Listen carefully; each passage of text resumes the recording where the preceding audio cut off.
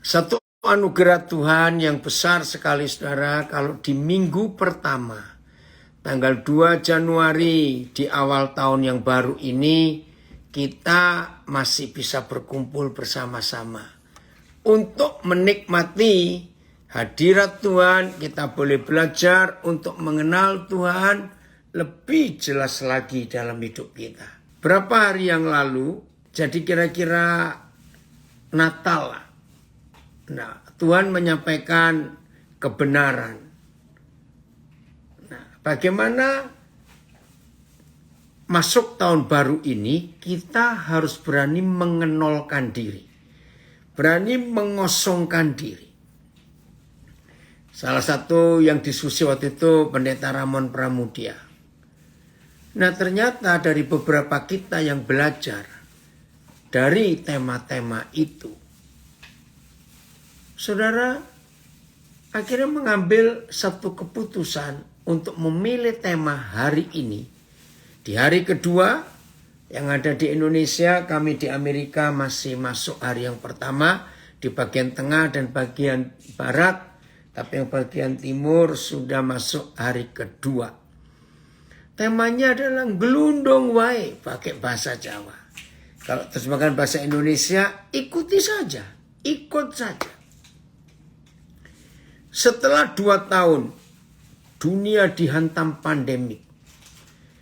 Pandemik ini merubah total seluruh struktur kehidupan manusia. Dengarkan ya, merubah total.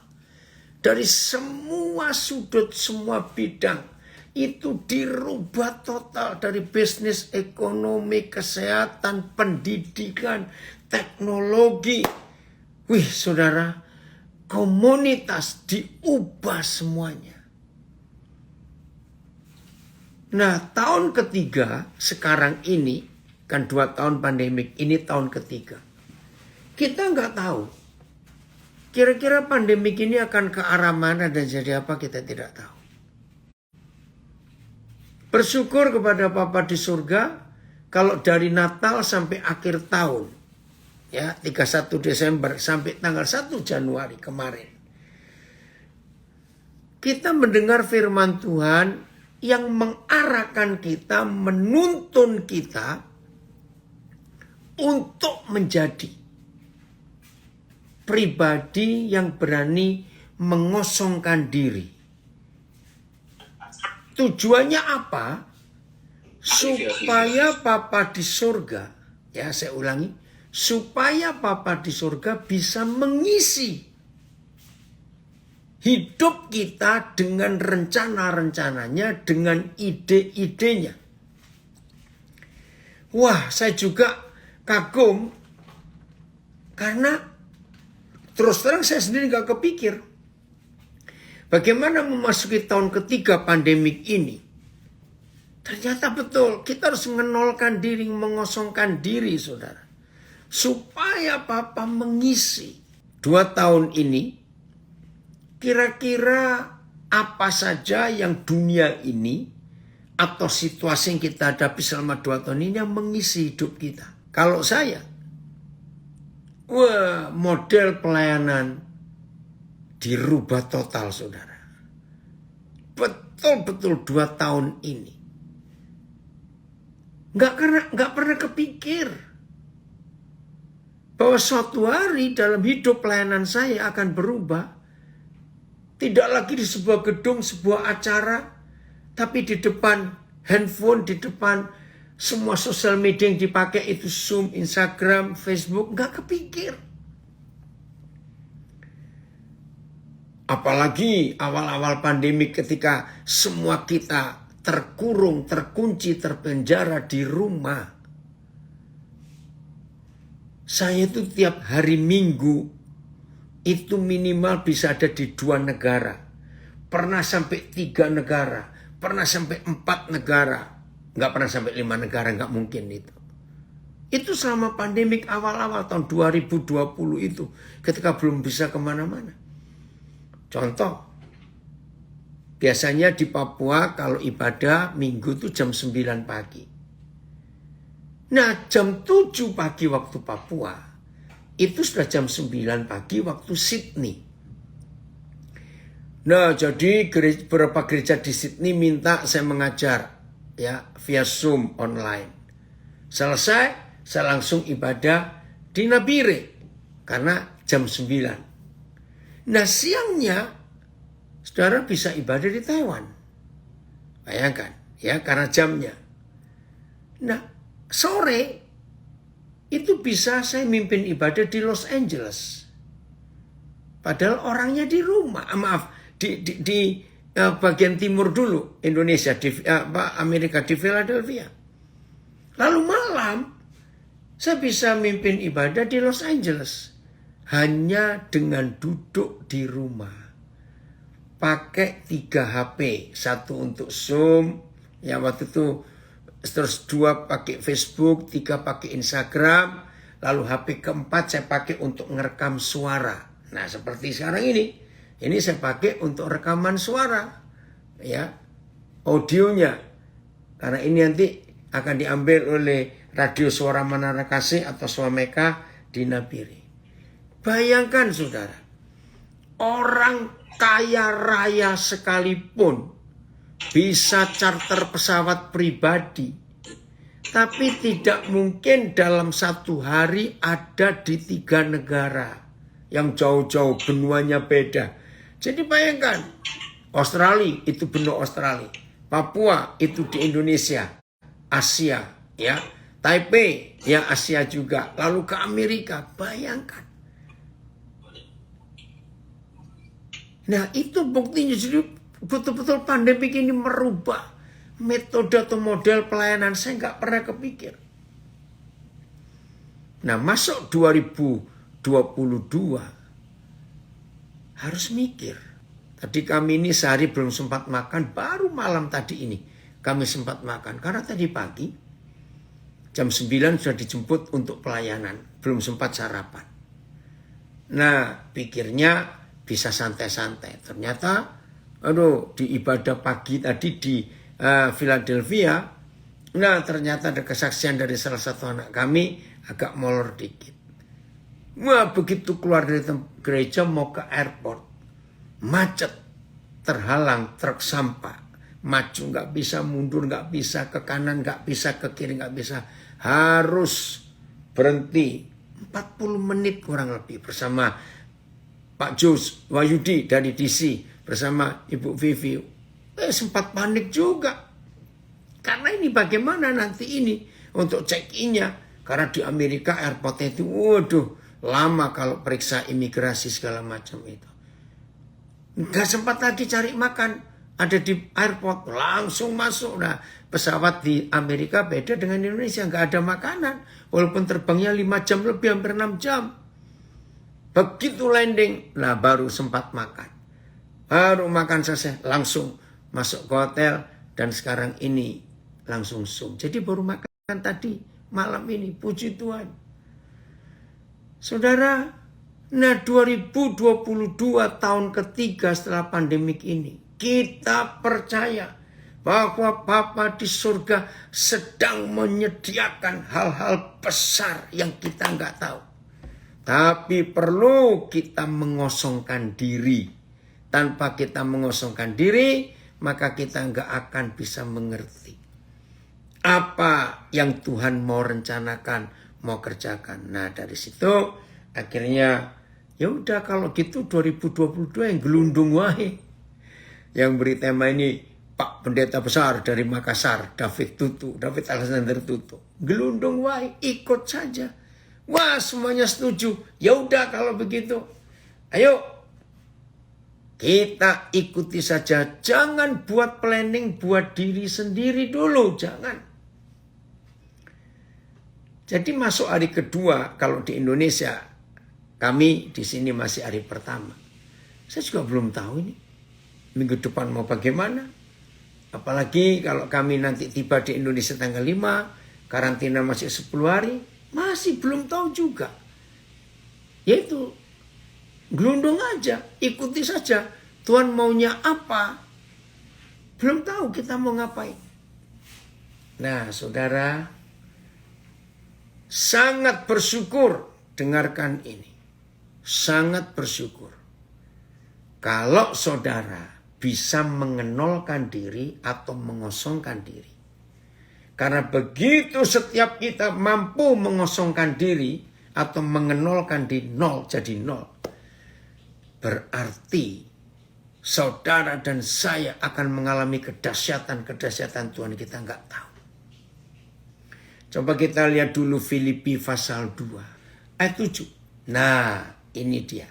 Melainkan, Roh Kudus kami mau seperti Tuhan Yesus ini. Melainkan telah mengosongkan dirinya. Saya ulang. Melainkan telah mengosongkan dirinya sendiri. Wih, ini luar biasa saudara. Melainkan telah mengosongkan dirinya sendiri. Dan mengambil rupa seorang hamba. Dan menjadi sama dengan manusia. Dalam keadaannya sebagai manusia. Yesus telah merendahkan dirinya. Dan taat sampai mati. Bahkan sampai mati di kayu salib. Roh Kudus kami mau seperti ini. Dalam nama Yesus. Mengosongkan diri itu bukan perkara mudah. Mengenolkan diri bukan perkara mudah. Tapi kita harus supaya Bapa di surga di tahun ini melimpahkan. Hal-hal yang besar yang kita belum tahu. Ya, ada mengingatkan ini di Instagram saya. Mengharapkan ya yang tidak bisa diharapkan. Termasuk tema ekspektasi ya yang tidak bisa diekspektasikan. Expected. Apa tema kemarin Fitri buat itu? Unexpected. Jadi kita harus siap menghadapi itu. Maka itu kalau saudara tanya. Kira-kira Koden ini Papa ini mau apa? Belum tahu. Belum tahu. Saya masih menunggu. Apa yang dia mau buat. Papa terima kasih. Terima kasih untuk itu. Nah, saudara lihat. Akhirnya. Dan ini yang kita rindukan terjadi di hidup kita di tahun ini. Ayat 9. Setelah Tuhan Yesus yang adalah Tuhan. Yang maha dahsyat. Yang maha kuasa. Tapi berani mengosongkan dirinya. Saudara perhatikan kalimat pertama 9. Itulah sebabnya. Berarti ada hasil. Itulah sebabnya. Terima kasih Bapak. Terima kasih. Ada yang terjemahan lain ya. Greek New Testament. Terjemahan Indonesia. Saya baca ini ya. Terima kasih Lisa. Dari Malang ini. Ayat 6-nya. Sekalipun ia bersifat ilahi. Kesetaraan dengan Tuhan itu tidak dianggapnya sebagai sesuatu yang harus dimanfaatkan. Tetapi sebaliknya ia melepaskan semuanya. Menempatkan diri sebagai seorang hamba. Dan menjadi sama dengan manusia. Puji Tuhan. Ya. Coba ayat yang ke-7 berapa terjemahan mengosongkan diri itu saudara ya. Mengosongkan diri. Ayat. Sebaliknya Yesus membuat dirinya tidak memiliki apa-apa dan menghambakan diri sebagai budak, tidak memiliki apa-apa. Terjemahan lama, melainkan menghampakan dirinya menjadi hamba. BS sebaliknya ia melepaskan semuanya lalu menjadi sama seperti seorang hamba. TSI, tetapi dia merendahkan dirinya dan meninggalkan semuanya itu. Maka itulah sebabnya ayat 9. Nah ini yang kita tunggu. Biarlah di tahun ini Papa berkata kepada masing-masing kita. Setelah kita berhasil mengenolkan diri, mengosongkan diri. Itulah sebabnya. Setelah Tuhan Yesus berani mengosongkan diri. Begitu pula kalau saudara dan saya berani mengosongkan diri. Maka hal yang sama yang Papa buat akan terjadi. Itulah sebabnya Tuhan sangat meninggikan dia. Haleluya. Dan mengaruniakan kepadanya nama atas segala nama. Itu urusan Tuhan. Tapi ini yang kita cari. Ayat untuk alasan inilah Alasan apa? Ketika Tuhan Yesus berani mengosongkan diri, mengenolkan diri, gelundung wae. Ikuti saja apa yang Papa mau. Tuhan sangat meninggikan dia. TL. Sebab itulah juga Tuhan sangat meninggikan dia. Sebab itulah Tuhan mengangkat dia setinggi-tingginya. Papa, kami gak ingin. Tapi kalau itu anugerahmu, jadilah kehendakmu. TSI. Oleh karena itulah Tuhan sudah mengangkat dia ke tempat yang paling terhormat. Tuhan, kami siap mengosongkan diri. Di awal tahun ini kami belum tahu. Tapi kami tahu Papa akan buat sesuatu yang luar biasa. Ayat berikut. 1 Korintus 1. Ya. 1 Korintus pasal yang pertama. 1 Korintus pasal yang pertama. Bentar ya. Ayat yang ayat 21. Ya. Mulai ayat 21. 1 Korintus 1 mulai 21. Nah, ini yang Tuhan mau, kita melakukan sesuatu. Dalam tema gelundung wae, ikuti saja. Oleh karena dunia ya, dalam hikmat Tuhan, tidak bisa mengenal Tuhan oleh hikmat dunia ini. Gak bisa. Maka Tuhan berkenan menyelamatkan mereka yang percaya oleh kebodohan pemberitaan Injil. Nah, saudara, akan berkali-kali kita menemukan kata bodoh di ayat ini. Maaf, sedikit sekali orang suka mendengar kata bodoh. Saya ulangi, sedikit sekali orang yang suka mendengar kata bodoh. Aneh bukan? Tapi fakta.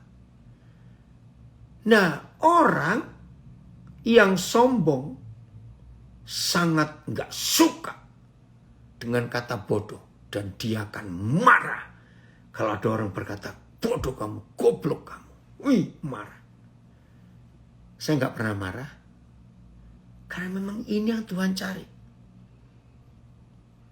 Bentuk nol yang terbesar itu goblok. Maaf, jangan tersinggung dulu. Bentuk nol, bentuk kosong yang terbesar, itu artinya bodoh. Nah, saya pertama kali belajar 1 Korintus 1 ini kok banyak sekali kata bodoh di sini. Satu sudah kita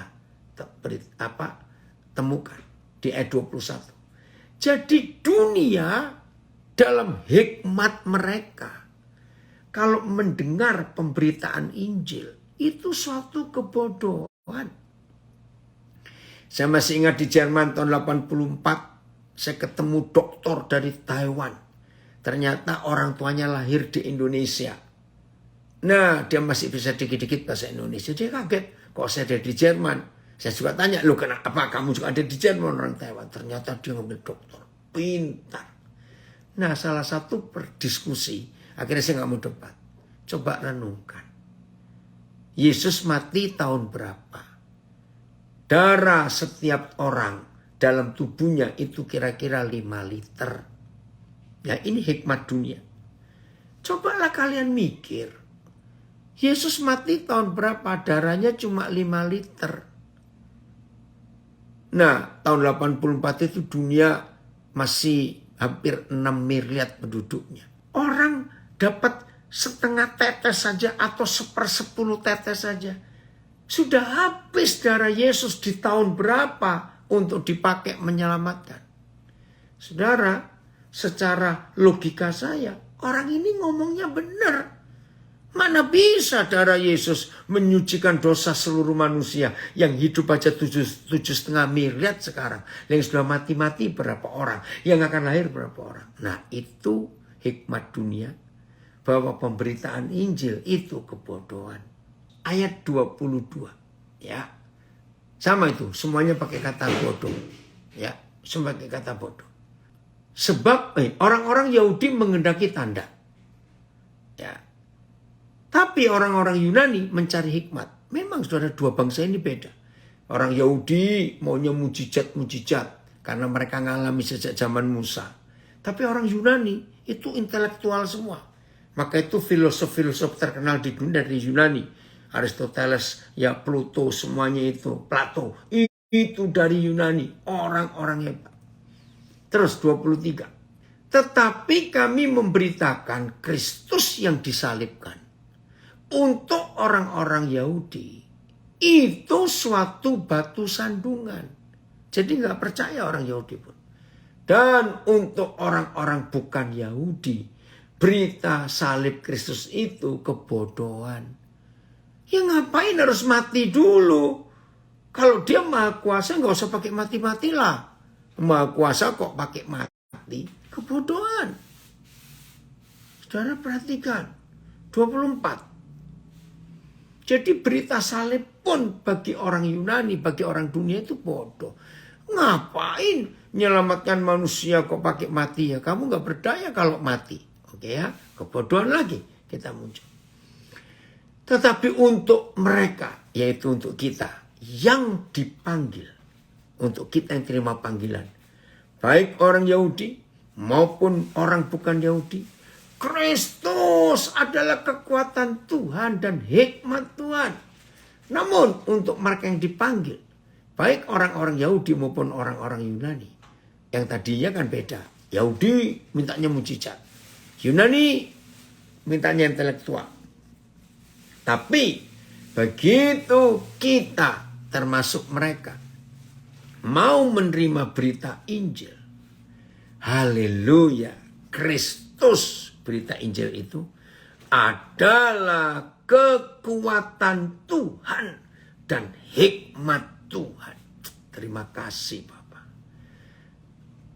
TBS. Tetapi bagi orang-orang yang sudah dipanggil oleh Tuhan, baik orang Yahudi maupun orang bukan Yahudi, berita itu merupakan caranya Tuhan menunjukkan kuasa dan kebijaksanaannya. Betul. TSI, tetapi Kristus adalah kuasa dan hikmat Tuhan bagi semua orang yang sudah dipanggil Tuhan, baik orang Yahudi maupun bagi orang bukan Yahudi. Lanjut ayat 25, agak panjang ini pembacaannya ya. Ayat 25. Nah, kembali kata ini lagi muncul. Ayo, saudara yang gak suka mendengar kata bodoh bertobat ya, berarti saudara sombong. Maaf, sebab yang bodoh dari Tuhan lebih besar hikmatnya daripada manusia yang lemah. Dari Tuhan, sebentar. Dan yang lemah dari Tuhan lebih kuat daripada manusia. Agak sulit mengertinya ya. Kita baca beberapa terjemahan lain. Karena yang bodoh dari Tuhan adalah lebih bijaksana daripada manusia. Dan yang lemah dari Tuhan adalah lebih kuat daripada manusia. Terus PIS. Sebab yang nampaknya bodoh pada Tuhan adalah lebih bijaksana daripada kebijaksanaan manusia. Dan yang nampaknya lemah pada Tuhan adalah lebih kuat daripada kekuatan manusia. TSI.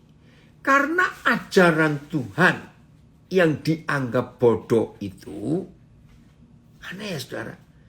Terima kasih loh ada surat Korintus ini. Saya kagum betul cara Paulus menulis. Ya saya ulangi TSI. Karena ajaran Tuhan yang dianggap bodoh itu lebih berhikmat dari hikmat manusia. Dan sifat-sifat Tuhan yang dianggap lemah adalah lebih kuat dari kekuatan manusia. Nah ini terjemahannya lebih mudah. Maka itu untung ya kalau kita bisa punya banyak terjemahan makin ngerti. Saya stop sampai ayat 25 dulu sebelum lanjutnya. Karena FAYH boleh. Ya, makasih Kristo. Rencana Tuhan yang dianggap bodoh. Betul. Pokoknya gini loh saudara. Logika manusia itu yang merasa sok pinter. Nganggap semua hikmat Tuhan, firman Tuhan itu kebodohan. Itu dongeng. Itu cuma cerita zaman dulu. Awas.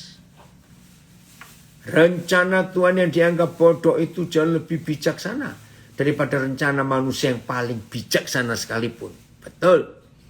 Dan Tuhan dalam kelemahannya. Karena waktu ini dari tadi kan Paulus memberitakan. Yesus untuk menyelamatkan kita harus lewat mati dulu.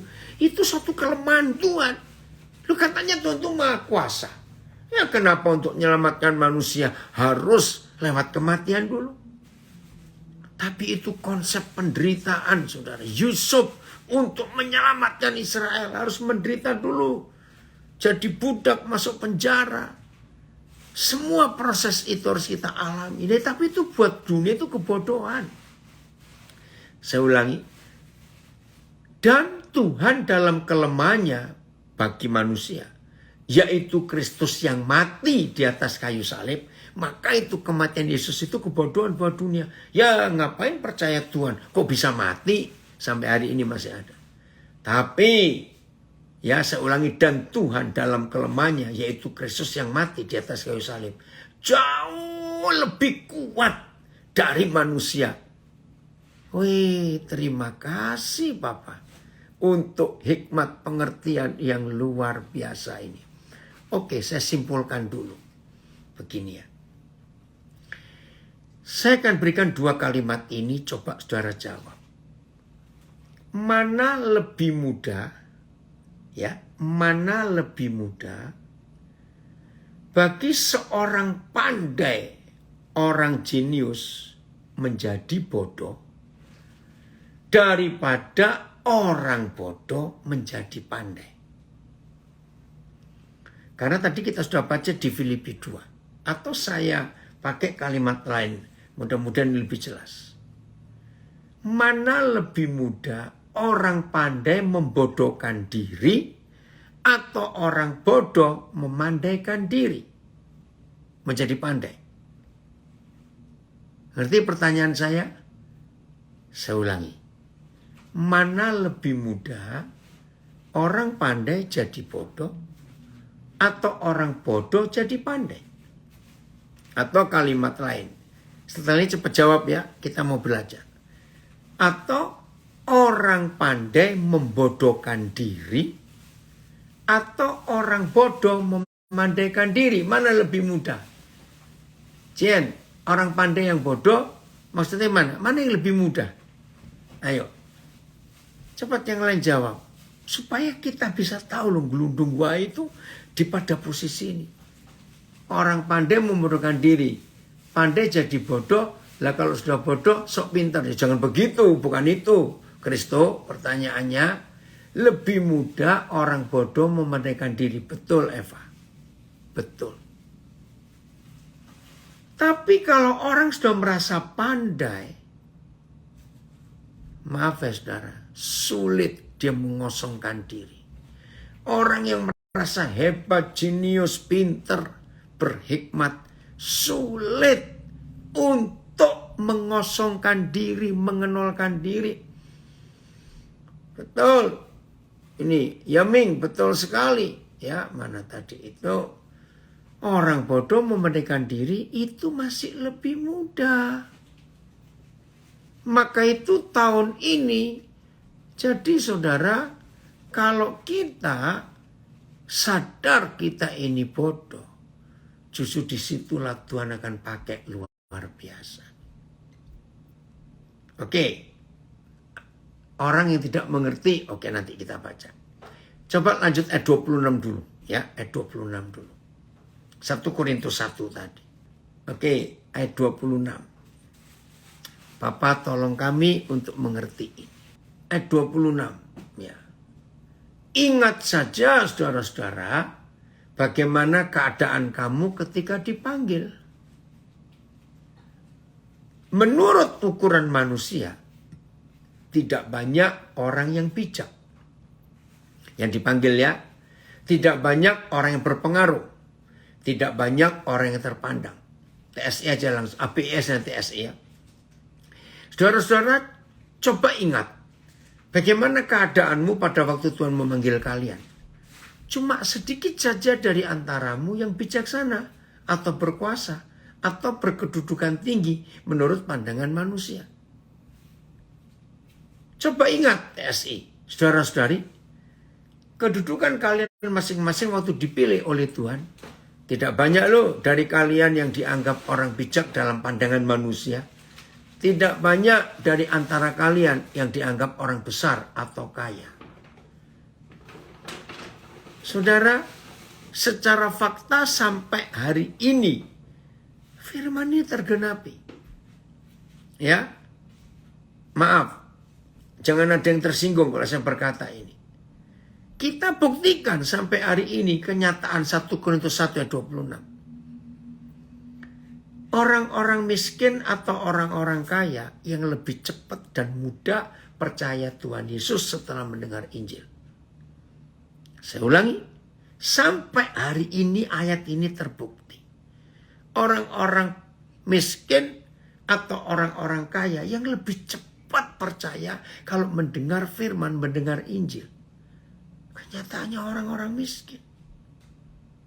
Betul. Begitu pula, maaf, orang-orang berpendidikan tinggi atau orang-orang yang sederhana pikirannya. Yang lebih cepat, lebih percaya pada berita Injil. Betul, sudah komen banyak. Orang miskin lebih cepat. Nah sekarang, orang pandai, jenius, berhikmat, atau orang pas-pasan, atau orang sederhana, yang lebih mudah untuk menerima Injil, menerima Tuhan Yesus. Jadi firman ini luar biasa. Ya. Saudara, maka itu untuk masuk tahun ketiga setelah pandemi. Iya, dari Cibinong orang pintar selalu sombong dan pakai logikanya. Betul. Maka itu saudara, untuk kita bisa menerima hal-hal hebat dari Bapa di surga di tahun ketiga setelah pandemik ini. Udahlah, ayo kita mengenolkan diri, mengosongkan diri. Supaya Papa pakai hidup ini. Jadi pintar boleh. Tuhan senang kok kalau kita pintar. Tapi jangan sampai kita melawan Tuhan. Kalau kita pintar, susah diatur, susah diajar. Jangan. Jelas ya, untuk hal ini kita sungguh bersyukur. Ya. Ayat 27. Aduh, saudara, maka itu saya bilang 1 Korintus 1 ini banyak kata bodoh. Maka itu jangan tersinggung ya. Lihat itu ayat 27. Tetapi apa yang bodoh bagi dunia, haleluya. Justru itu yang dipilih Tuhan. Tujuannya untuk memalukan orang-orang yang berhikmat. Dan apa yang lemah bagi dunia dipilih Tuhan untuk memalukan apa yang kuat. Saya harus ngomong atau enggak ini yang cuma kesaksian. Kemarin malam kami masih melayani gereja di Philadelphia, GBI Rock. Ya. Jadi masih tanggal 31 kemarin malam itu, belum tanggal 1. Nah, kalau saudara baca iklan, GBI Rock itu iklannya keren. Ayo ngebakso bersama ibadah tutup tahun. Akhirnya betul, habis ibadah makan bakso. Dingin-dingin lagi, enak panas-panas.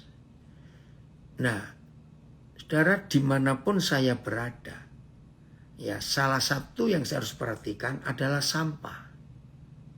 Itu saya perhatikan betul.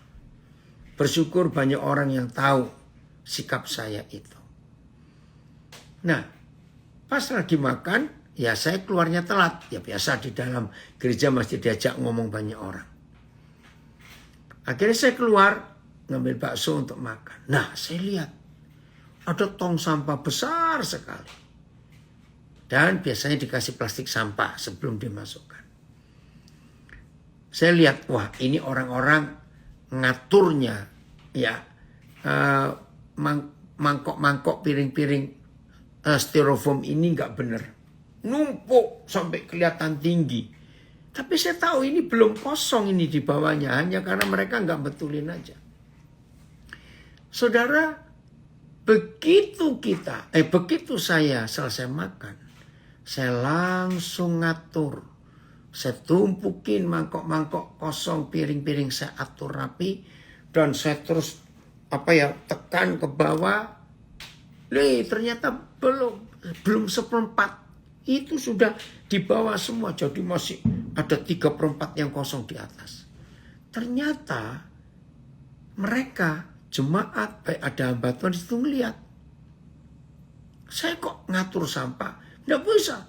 Pak Pendeta, apalagi Bapak berkhotbah di sini. Enggak, buat saya tidak masalah. Maaf ya untuk buat itu. Saudara, saya mau ceritakan ini karena saya hidupi firman ini. Saya nggak marah dianggap bodoh oleh dunia. Saya tetap mau belajar rendah hati sampai kapanpun juga mengerjakan apa saja. Tidak jarang, artinya sering.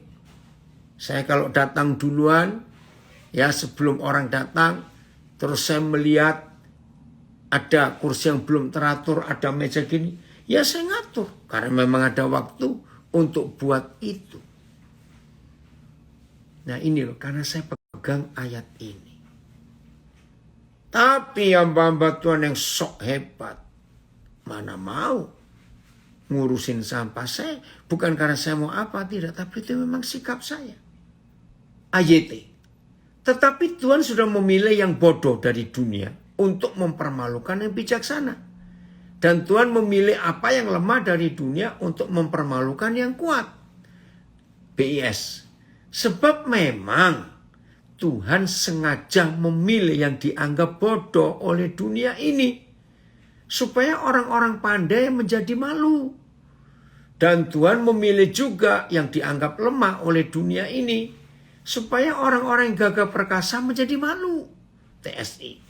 Tetapi Tuhan memilih ajaran dan orang-orang percaya yang dianggap bodoh oleh manusia di dunia ini. Untuk mempermalukan orang-orang yang dianggap bijak. Dan dia memilih para penginjil dan kabar baik tentang Kristus yang dianggap lemah oleh manusia itu lagi lah. Yesus mati itu lemah. Gak berdaya, kok mati? Ini dia, saya ulangi. Dan dia memilih para penginjil dan kabar baik tentang Kristus yang dianggap lemah oleh manusia di dunia ini untuk mempermalukan orang-orang kuat. FAYH-nya Kristus. Dengan sengaja Tuhan menggunakan apa yang oleh dunia dianggap bodoh. Tuhan menggunakan. Serta tidak berarti, itu yang dipilih justru. Untuk mempermalukan orang yang oleh dunia dianggap bijaksana dan agung. Haleluya. Ya udah. Nah, ini modal kita di tahun ketiga pandemik ini. 2022. Betul, ada komen ini.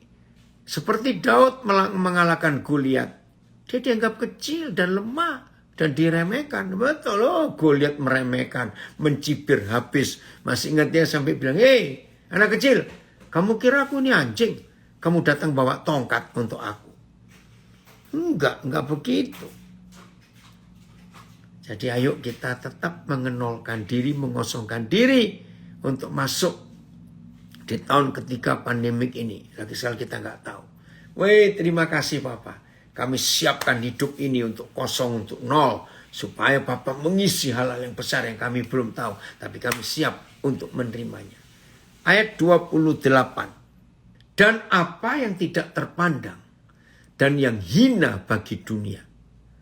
Sudah bodoh, nggak terpandang, hina bagi dunia, dipilih Tuhan.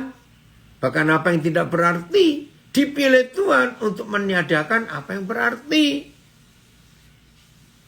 Saya sapa itu anak-anak saya dari Brisbane. Banyak juga yang ngikut ini ya. Kalau dia dengan yang lain. AYT. Dan Tuhan memilih yang tidak terpandang dari dunia. Dan dipandang rendah. Bahkan hal-hal yang tidak berarti. Untuk meniadakan hal-hal yang berarti. BIS. Tuhan memilih yang dianggap rendah, hina. Dan malah yang dianggap tidak berarti oleh dunia ini. Supaya Tuhan menghancurkan yang dianggap penting oleh dunia.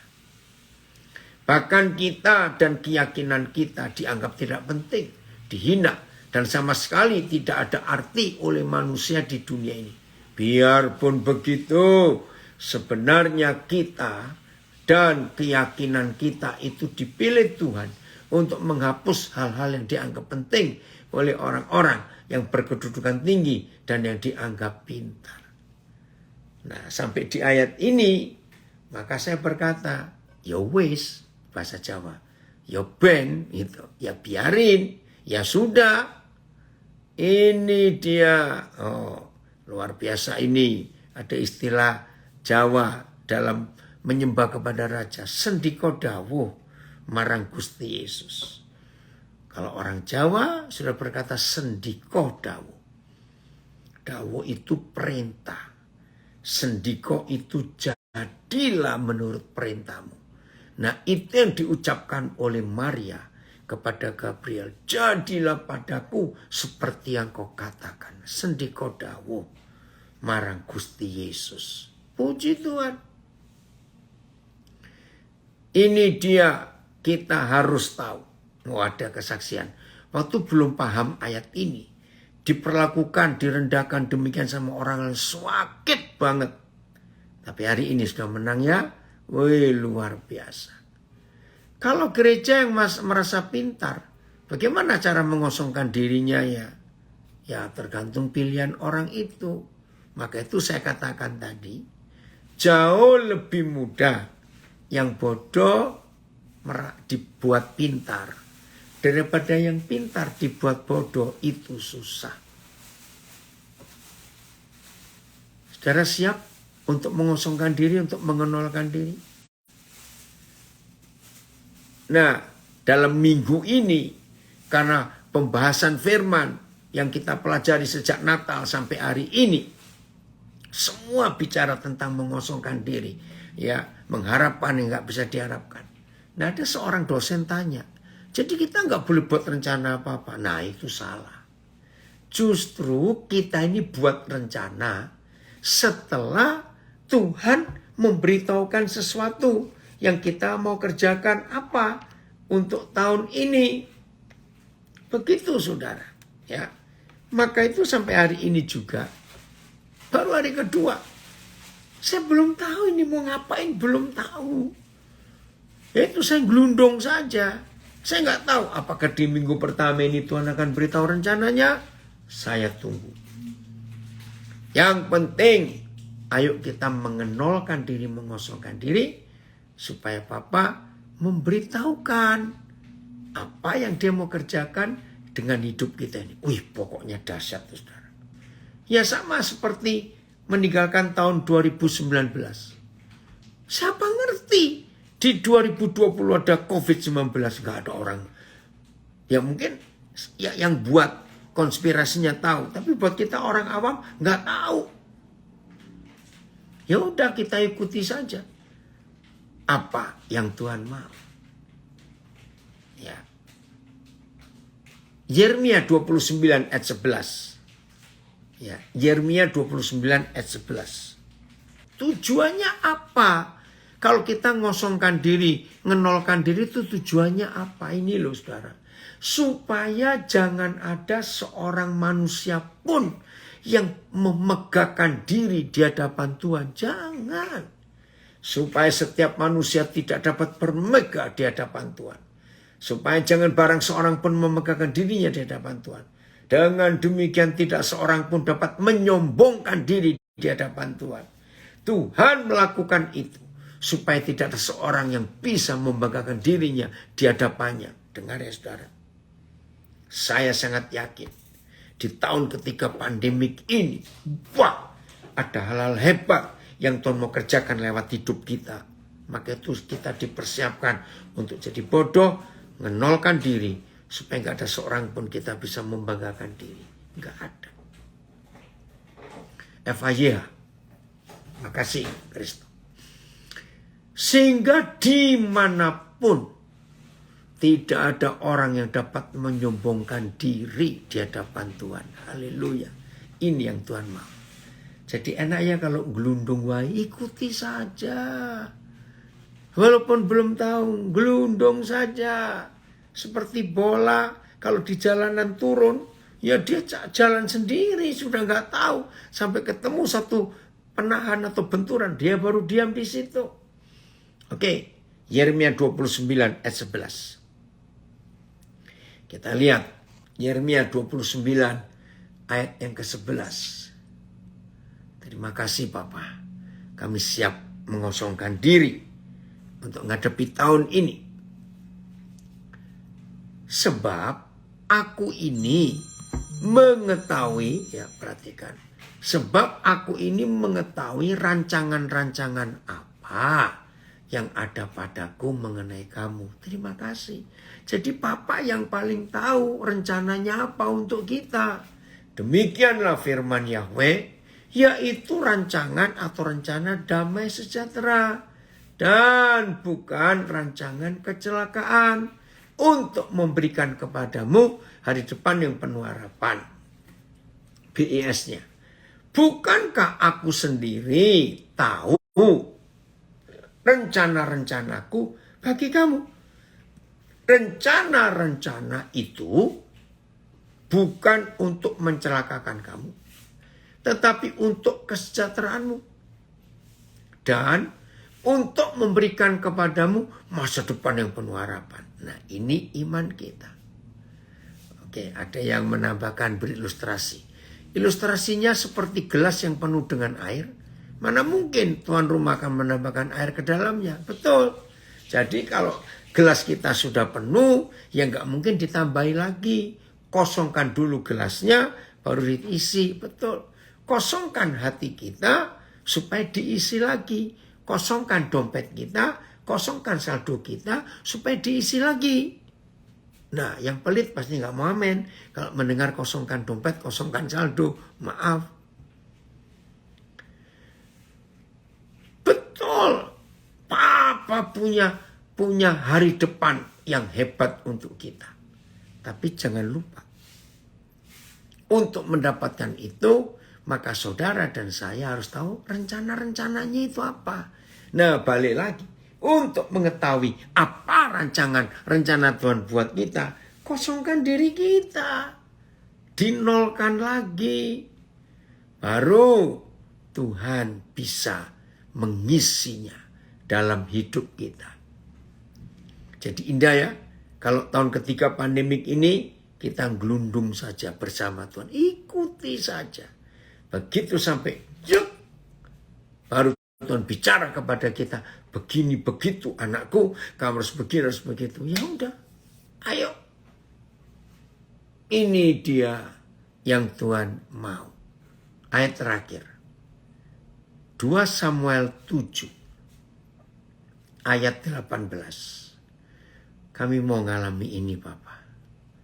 2 Samuel 7 ayat 18. Wih, ini dahsyat sekali. Terima kasih Tuhan, terima kasih. Lalu masuklah Raja Daud ke dalam hadirat Tuhan ini ya, tempat dia bersekutu dengan Tuhan. Kemudian duduklah ia di hadapan Yahweh sambil berkata, siapakah aku ini ya Yahweh Tuhan? Dan siapakah keluargaku? Sehingga engkau membawa aku sampai sedemikian ini. Saya tidak tahu berapa banyak di antara saudara yang sedang belajar sekarang ini. Memiliki hati seperti yang Daud miliki. Terus terang semalam, ini kan di Amerika kemarin masih tanggal 31. Hari ini pun kami di California masih tanggal 1. Saya berdoa seperti ini. Saya bilang, Papa, kalau ingat pandemik yang baru lewat 2 tahun ini. Lalu saya diizinkan ada di hari terakhir tahun 2021. Saya berkata kalau besok tanggal 1, saya masih diberi kesempatan lagi. Saya berkata, siapa aku? Ada banyak kelemahan, ada banyak kesalahan. Siapa aku? Sehingga Tuhan membawa aku sampai sedemikian ini. BIS. Lalu masuklah Raja Daud ke dalam kemah Yahweh. Dia duduk dan berdoa. Ya Yahweh yang maha tinggi. Aku dan keluargaku tidak layak menerima segala kebaikan yang kau tunjukkan kepadaku selama ini. Adakah di antara kita mengatakan ini? Saya mengatakan ini, siapa saya? Siapa saya? Luar biasa. Dan bagi seorang di Indonesia, yang di Australia, yang di Eropa sudah masuk hari tanggal 2. Yang di bagian timur Amerika sudah masuk tanggal 2. Siapa yang dalam 2 hari ini berkata seperti Daud, siapa aku? Kok Tuhan bisa membawa aku sampai sejauh ini? Sungguh FYI-nya. Lalu Daud masuk ke dalam kemah suci dan duduk di hadapan Yahweh sambil berdoa, ya Yahweh Tuhan, mengapa engkau mencurahkan sedemikian banyak berkat ke atas orang yang tidak berarti seperti hamba ini? Betul. Jadi terjemahan FAYH menunjuk kembali kepada 1 Korintus 1 yang kita pelajari dari tadi, yang lemah, yang gak berdaya, yang nol, yang bodoh. Itu yang dipilih oleh Tuhan. Saya baca lagi FAYH. Lalu Daud masuk ke dalam kemah suci dan duduk di hadapan Yahweh sambil berdoa, ya Yahweh Tuhan, mengapa engkau mencurahkan sedemikian banyak berkat ke atas orang yang tidak berarti seperti hamba ini? Ini yang saya katakan 31 malam kemarin. Siapa saya Tuhan? Apalagi kalau tahun ini saya akan mensyukuri 50 tahun kepercayaan Tuhan dalam pelayanan. Ayat 19. Ayat 19. Dan hal ini masih kurang di matamu ya Yahweh Tuhan. Pertama kali saya belajar ayat ini, saya merasa bersalah kepada Daud. Karena kalau cuma baca sepintas, saya pikir Daud ini kok nggak tahu berterima kasih. Masih kurang. Dan hal ini masih kurang di matamu ya Yahweh Tuhan. Nah, ternyata saya salah persepsi. AYT. Hal ini tampak kecil di matamu ya Yahweh Tuhan. BIS. Bahkan engkau berbuat lebih daripada itu. Ya Yahweh yang Maha Tinggi. Nah, ini terjemahan yang betul. Jadi kalau kita lihat terjemahan yang lain sebelum BIS, saya mikir Daud ini yang masih merasa kurang. Tapi ternyata saya salah. Yang merasa kurang itu Tuhan. Wih, saya kaget. Jadi bayangkan saudara. Kalau kita bisa menolkan diri. Kalau kita bisa merendahkan hidup ini. Kita dianggap bodoh, dianggap gak berarti. Dianggap hina, saudara. Pokoknya 1 Korintus 1 tadi. Ulang lagi. Daud itu hina, Daud itu rendah. Anak terbuang, anak yang gak diinginkan oleh orang tuanya. Kakak-kakaknya pun gak suka dia. Tapi Tuhan pilih dia luar biasa. Terima kasih. Maka itu dia berkata, siapa aku? Siapa keluargaku? Jadi yang kurang, merasa kurang itu bukan Daud. Tapi Tuhan sendiri merasa kurang dalam nama Yesus. Biarlah setiap kita yang ikut belajar sekarang ini. Di hari yang kedua untuk beberapa bagian dari dunia ini. Dan hari pertama untuk kami yang bagian tengah dan bagian barat Amerika ini. Termasuk yang di bagian Kepulauan Pasifik masih hari pertama. Saudara, betapa dahsyatnya kalau kita bisa mengosongkan diri, mengenalkan diri. Padahal Papa sudah buat begitu banyak untuk hidup kita. Lihat aja 2 tahun pandemik ini. Kita bisa seperti ini. Itu luar biasa. Kita bersyukur. Dengar baik-baik. Begitu Tuhan melihat saudara dan saya mengosongkan diri, mengenolkan diri. Begitu Papa di surga melihat saudara dan saya merasa gak berdaya, merasa bodoh, gak bisa sombong, apa mau disombongkan. Ternyata Papa yang berkata hal itu masih kurang. Sebab aku masih punya rencana yang hebat. Lebih daripada yang 2 tahun ini kamu alami. Jadilah kehendak-Mu Tuhan. Kami mau. Pak Andreas yang punya inisiatif dari Roh Kudus untuk mengajak warga binaan ikut gabung dengan Zoom. Itu luar biasa. Pak Roni dengan timnya dari Sungai Kehidupan. Terima kasih. Tahun 2020 Pak Roni dengan tim dipakai oleh Tuhan luar biasa. Saya nggak tahu Pak Benny, Pak Jeffrey ada nggak di sini. Saudara perhatikan, luar biasa. Siapa sempat kepikir sampai warga binaan ribuan bisa ikut Natal tanggal 8 Desember yang lalu. Hebat. Siapa kita? Kora, komunitas orang percaya, anggota keluarga kerajaan surga. Bisa Tuhan percayai hal yang luar biasa. Jangan sombong. Tapi untuk tahun ketiga pandemik ini, tahun ketiga ini setelah 2 tahun dunia diporak-porandakan oleh COVID-19. Ternyata bagi Tuhan ini masih kurang. Masih belum cukup. Wih, saya juga nggak tahu ini. Apalagi ini yang Papa mau buat.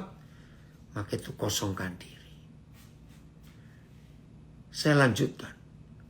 Sebab itu engkau telah berfirman juga tentang keluarga hamba-Mu ini.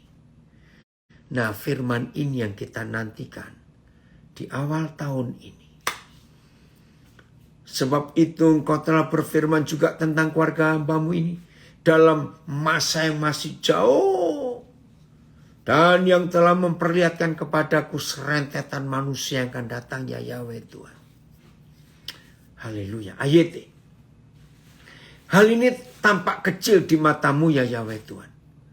Engkau berfirman juga tentang keluarga hamba-Mu untuk masa yang masih jauh.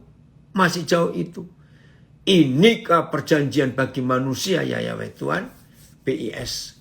Akan engkau berbuat lebih daripada itu, ya Yahweh yang Maha Tinggi. Engkau telah membuat janji mengenai keturunanku untuk masa yang akan datang. Dan kau perlihatkan hal itu kepadaku. Meskipun aku hanya manusia. Kembali nol, bodoh. Ya Yahweh yang Maha Tinggi. FAY-nya Kristo. FAY. Terima kasih Papa, kami siap. Di tahun ini Papa bocot yang luar biasa.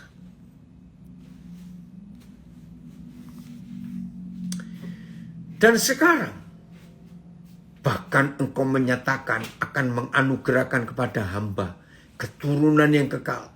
Kemurahan yang demikian itu melampaui segala pengharapan manusia, ya Yahweh Tuhan. Amin. Terima kasih. Gelundung wae. Ikuti saja apa yang Tuhan mau. Ada yang komen dari Jogja, tidak sanggup melihat ke belakang. Betapa Papa sudah membawa kita sampai sekarang ini. Mujizat-mujizatnya luar biasa. Thanks God. Masih ada lagi. Ayo kita tunggu. Betul. Dari Nabire, Agus. Wow, dahsyat betul. Wih, ada serentetan manusia. Ada hal-hal yang besar akan Tuhan kerjakan. Terima kasih Bapak. Wih, Tuhan kita sungguh-sungguh dahsyat, sulit dimengerti. Tetapi itulah kuasa kasih-Nya yang luar biasa di dalam hidup kita ini. Ayat 20, 2 Samuel 7. Nanti ayat terakhir Ibrani 11 ayat 8. Ya. Apakah yang dapat dikatakan Daud kepadamu? Lebih lagi daripada itu. Bukankah engkau yang mengenal hamba-Mu ini, ya Yahweh Tuhan? Apalagi yang dapat dikatakan Daud kepadamu? Sebab engkau yang mengenal hamba-Mu ini ya Yahweh Tuhan. Apalagi yang dapat kukatakan kepadamu. Engkau mengetahui segalanya tentang hamba-Mu ini. Saudara, inilah kerendahan hati Daud. Ayo, jangan sombong. Terima kasih Bapa. Kalau kami sudah 0, maka untuk gelundung itu gampang. Kalau belum 0, nggak bisa gelundung. Berarti kalau belum 0, masih segi 4, segi 3, masih kotak-kotak. Maaf, nggak bisa gelundung. 0 kan, supaya gelundungnya gampang, gelindingnya gampang. Ayat terakhir, Ibrani 11 ayat 8. Betul, makasih Yan, tadi yang kasih ayat ini. Ibrani 11 ayat 8. Karena iman Abraham taat. Abraham 0. Maka itu bisa disuruh kemana-mana, nggak bantah. Kalau Abraham punya rencana, oh aku mau ke sini, aku mau ke situ. Tiba-tiba Yahweh Tuhan datang, Abraham kamu pergi ya ke negeri yang kamu belum tahu aku tunjukkan. Nggak bisa Tuhan, aku sudah punya rencana, aku mau ke sana kok. Tahun depan aku mau ke situ, nanti bulan 4 aku akan ke sana. Nggak bisa. Abraham nggak akan diajak bicara Tuhan. Karena Abraham 0, maka itu Abraham taat. Karena iman Abraham taat. Ketika ia dipanggil untuk berangkat ke negeri yang akan diterimanya menjadi milik pusakanya. Lalu ia berangkat. Aneh. Berangkat terus. Jelas. Lalu ia berangkat. Tapi dengan tidak mengetahui tempat yang ia tujui. Ya ini kan bodoh. Sudah berangkat. Ternyata nggak tahu mau kemana. Pokoknya berangkat. Nah buat orang pintar ini kebodohan. Lah kamu berangkat kemana? Lalu ia berangkat. Dengan tidak mengetahui tempat yang ia tujui. Konyol. Maaf. Oleh iman Abraham taat ketika dipanggil Yahweh untuk pergi ke suatu tempat yang akan diberikan sebagai milik pusakanya. Ia berangkat. Tanpa tahu kemana ia akan pergi. Ini konyol. Lalu berangkatmu tuh kemana, Bram? Nggak tahu kemana, tapi berangkat. BIS, karena beriman, maka Abraham pun mentaati Tuhan ketika Tuhan memanggilnya dan menyuruhnya pergi ke negeri yang Tuhan janjikan kepadanya. Lalu Abraham berangkat dengan tidak tahu kemana akan pergi. Aduh, pasti orang berkata, blow on kamu Bram. Berangkat kok nggak tahu kemana. TSI. Dan kepercayaan Abraham adalah contoh juga. Dia percaya penuh kepada Tuhan. Ketika dia disuruh pergi ke negeri lain. Yaitu negeri yang Tuhan janjikan. Akan diwariskan kepadanya dan keturunannya. Lalu dengan percaya penuh. Dia berangkat. Berangkat loh saudara. Berangkat loh. Bukan akan berangkat. Berangkat sudah berangkat. Lalu dengan percaya penuh dia berangkat. Walaupun dia belum tahu kemana dia harus pergi. Ini kan konyol, on.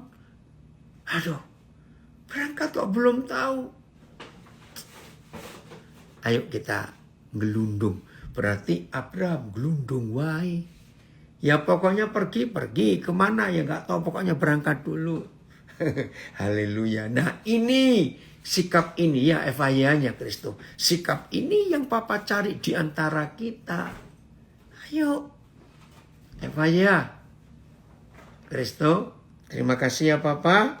Dah kami putuskan kami menjadi orang yang dianggap bodoh aja lah oleh dunia. Abraham mempercayai Tuhan. Dan ia menaatinya. Ketika ia disuruh meninggalkan kampung halamannya. Dan pergi ke negeri jauh. Yang dijanjikan Tuhan kepadanya. Maka berangkatlah ia. Berangkat terus saudara bukan akan. Walaupun tidak mengetahui kemana tujuannya. Aduh luar biasa. Maka di tahun yang baru ini ayo gelundung saja. Berangkatlah. Kalau Tuhan suruh pergilah. Gak usah banyak tanya. Dah. Ayo.